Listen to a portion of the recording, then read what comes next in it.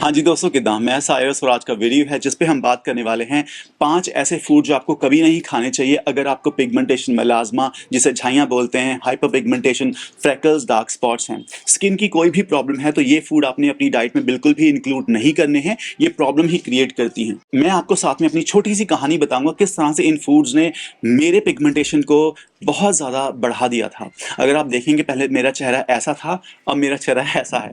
ठीक है, तो मैंने कौन कौन से फूड अवॉइड किए हैं अपनी लाइफ में वो आपको सीक्रेट बताने वाला हूँ। ठीक है, अब बहुत सारे अगर कोई व्यक्ति है जो चाहता है मैं 3 महीनों में उसकी पिगमेंटेशन, झाइयाँ, मेलाज़्मा वगैरह स्किन प्रॉब्लम ठीक कर दूं, तो आपको मेरा चैनल ज्वाइन करना पड़ेगा। उससे उसका फायदा ये होगा कि मैंने स्पेशल सीरीज बना रखी है, 3 वीडियो बना रखे हैं, पार्ट 1, पार्ट 2, पार्ट 3, जिससे आप वो वीडियो देख सकते हैं। खाली मेरे मेंबर्स ही वो वीडियो देख सकते हैं। तो जो भी व्यक्ति सीरियस है अपनी ट्रांसफॉर्मेशन को लेके वो चैनल ज्वाइन कर सकता है, मेरा मेंबर बन सकता है। और मंडे वाले दिन मैं मेंबर्स के लिए स्पेशल लाइव आता हूँ यूट्यूब पे, आपको लाइव लेके बात भी कर सकता हूँ। ठीक है जी, सो जल्दी से वीडियो शुरू करते हैं। पहली बार आए तो चैनल जरूर सब्सक्राइब कर दें, साथ में बेल आइकन भी दबा दें ताकि जब भी मैं फिटनेस, ग्रूमिंग, हेल्थ से रिलेटेड वीडियोस डालूं आपको नोटिफिकेशन मिल जाएगा।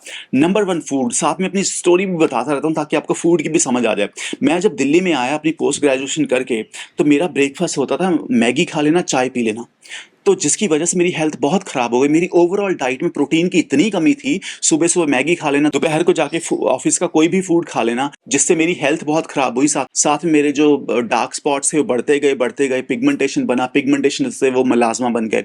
तो आपने नंबर 1 फूड जो कभी नहीं खाना वो है मैदा। ठीक है, मैगी हो गई, मैदे की रोटी हो गई, मैदा हो गया, या फिर समोसे हो गए, समोसे, कचौरी वगैरह जो जो भी चीज़ें मैदे से बनती हैं आपको बिल्कुल अवॉइड करनी है। इसका रीज़न क्या है, साइंटिफिक वे बताता हूँ आपको। इसका रीज़न क्या है, जो मैदा होता है चिकना फूड होता है, आपकी आंतों में जाके चिपक जाता है। ये जितनी हमें बीमारियां होती है चिपके हुए फूड से ही होती है। आप में से बहुत सारे लोग यकीन नहीं मानेंगे, लेकिन ऐसा भी हो सकता है 2 साल पहले आपने कोई समोसा खाया, उसका छोटा सा पार्ट आज भी आपकी स्टमक के अंदर, आपकी इंटेस्टाइन में स्टक हो रखा है, जिसकी वजह से वो गल रहा है, सड़ रहा है और प्रॉब्लम क्रिएट कर रहा है। तो आपने मैदा बिल्कुल भी नहीं खाना। कुछ एज लोग होते हैं जिनको डॉक्टर रेकमेंड करते हैं कि वो मैदा खाएं क्योंकि वो इजिली डाइजेस्ट होता है, तो वो एक अलग कहानी है। ठीक है, ओवरऑल जब भी आप घर का आटा होना चाहिए, होल व्हीट या मल्टीग्रेन आटा होना चाहिए, राइस जो होने चाहिए आपके ब्राउन राइस होने चाहिए या बासमती राइस होने चाहिए। तो मेरी कहानी भी साथ साथ चलती जाएगी। तो जब मैं दिल्ली आया तो ये ब्रेकफास्ट मेरा होता था मैगी और चाय। और जैसे ही मैंने घर से बाहर निकलना और मैंने कोल्ड ड्रिंक ले लेनी, यहाँ कभी फ्लेवर्ड मिल्क आते हैं वो ले लेना, या फिर जूसेस आते हैं जो पैक जूसेस आते हैं वो ले लेना, या फिर कोई भी ऐसी ड्रिंक आती है जो शुगरी ड्रिंक होती है, तो आपने शुगर को अवॉइड करना है। जितनी ज़्यादा शुगर खाएंगे उतनी ज़्यादा प्रॉब्लम क्रिएट करेगी, बॉडी में स्टक होगी, आपके पिंपल्स निकलेंगे, स्किन आपकी खराब होने लगेगी, स्किन का ग्लो चला जाएगा। तो जितने भी मार्केट में शुगर आती है, प्रोसेस शुगर आती है, वो अवॉइड करनी है। इस बात को समझे, शुगर हमारी दुश्मन नहीं है, लेकिन जिस तरह से शुगर इंसान ने बनाई है वो हमारी दुश्मन हो गई है। गन्ना अगर आप चूसते हैं तो उसका फायदा होता है, गन्ने का रस अच्छा होता है, लेकिन प्रॉब्लम क्या है, इंसान ने क्या किया, उस गन्ने के रस को सारे मिनरल्स, विटामिन्स निकाल के खाली शुगर शुगर दे दी। चाय कॉफी पीते हैं तो कोई बात नहीं, आप दो बार भी पीते हैं कोई बात नहीं, लेकिन कोशिश करें 1 छोटे चम्मच से ज्यादा चीनी नहीं लेनी। ठीक है, 2 चम्मच दिन में चीनी काफी रहेगी। सो मार्केट में जितने भी केक्स आते हैं, पेस्ट्रीज आती हैं, कोल्ड ड्रिंक्स आते हैं, फ्लेवर्ड मिल्क आते हैं, कैंड जूसेस आते हैं, वो नहीं आपने इस्तेमाल करना। ये बहुत हार्मफुल फूड होता है। नंबर 3 बात करते हैं दोस्तों। क्या होता है कि बहुत सारे लोग ऐसे हैं जो बहुत ज्यादा मसाले खाते हैं। ठीक है, देखो मसाले हमने पूरी दुनिया को दिए हैं। India is known for spices. ठीक है, स्पाइसेस खाना बुरी बात नहीं है, लेकिन बहुत ज्यादा तरीके से खाना उससे बहुत नुकसान है। जिस तरह से प्रोसेस स्पाइसेस आते हैं उनमें कुछ केमिकल्स डाले जाते हैं, जिसकी वजह से प्रिजर्वेटिव डाले जाते हैं, जिसकी वजह से वो ज्यादा देर तक टिके रहते हैं। तो मसालों को ज्यादा नहीं खाना। कुछ लोग ऐसे होते हैं जो खाने में ऑलरेडी नमक होता है, उसके बावजूद नमक को ऊपर से बुरक लेते हैं, तो ऐसा गलती बिल्कुल मत करें। ठीक है, नमक आपने ज्यादा नहीं खाना, नॉर्मल ही खाना है। नमक और मसाले आपने ज्यादा नहीं खाने हैं। कोशिश करो लाल मिर्च की जगह हरी मिर्च का इस्तेमाल किया जाए।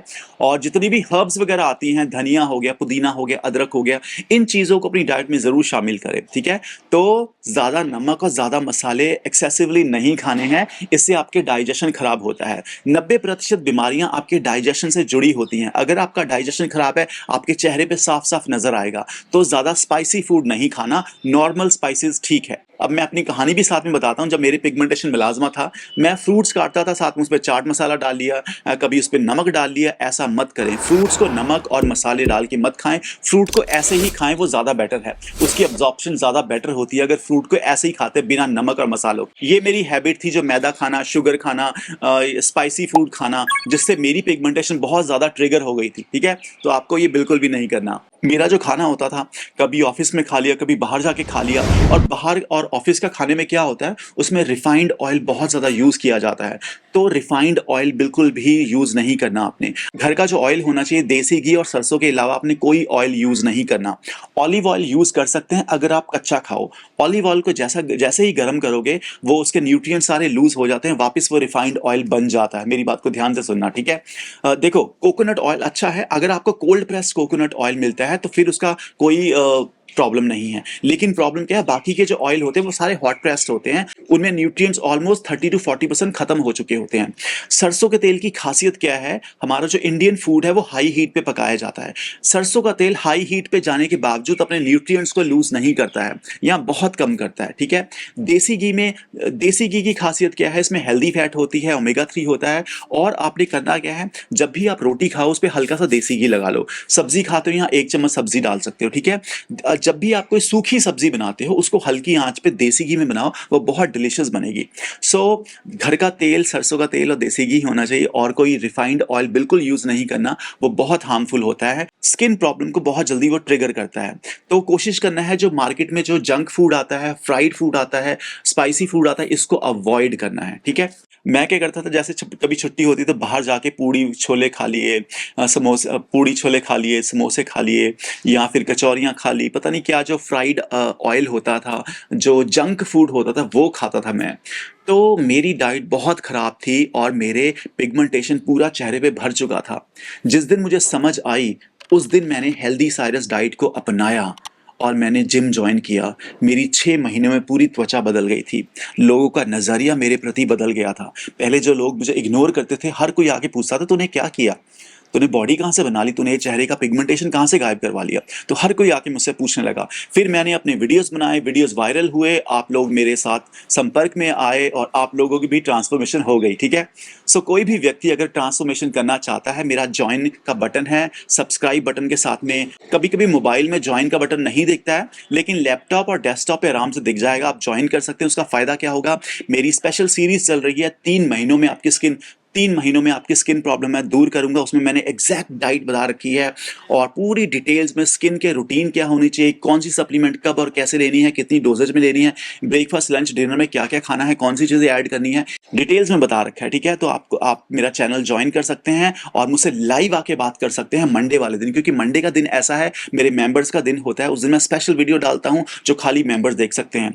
तो जब आप मेंबर बन जाएंगे, आपके पास सारा एक्सेस होगा मेरे डेटा का। ठीक है जी, तो बहुत सारे लोग हैं जो चैनल देखते रहते हैं लेकिन सब्सक्राइब नहीं करते, तो प्लीज़ सब्सक्राइब ज़रूर कर लिया करें। अच्छा लगता है जब आप लोग सब्सक्राइब करते हैं। कमेंट्स करा करें अगर आपको कोई सवाल है, अगर आप चाहते हैं मैं किसी स्पेशल टॉपिक पे वीडियो बनाऊं, तो आप ज़रूर मुझे बता सकते हैं, कमेंट कर सकते हैं। हेल्दी साइरस मेरी आईडी है। इंस्टाग्राम पे मैं फ्राइडे को शाम को 6 बजे लाइव आता हूँ, आप लाइव आके मुझसे बात कर सकते हैं। healthy_साइरस मेरी आईडी है, फॉलो कर सकते हैं। और मेरा व्लॉगिंग चैनल है साइरस वीरा, आप मेरा चैनल देख सकते हैं, मेरे व्लॉग्स हैं, देख सकते हैं, कमेंट कर सकते हैं। मज़ा आता है जब आप लोग सब्सक्राइब करते हैं, व्लॉग्स देखते हैं।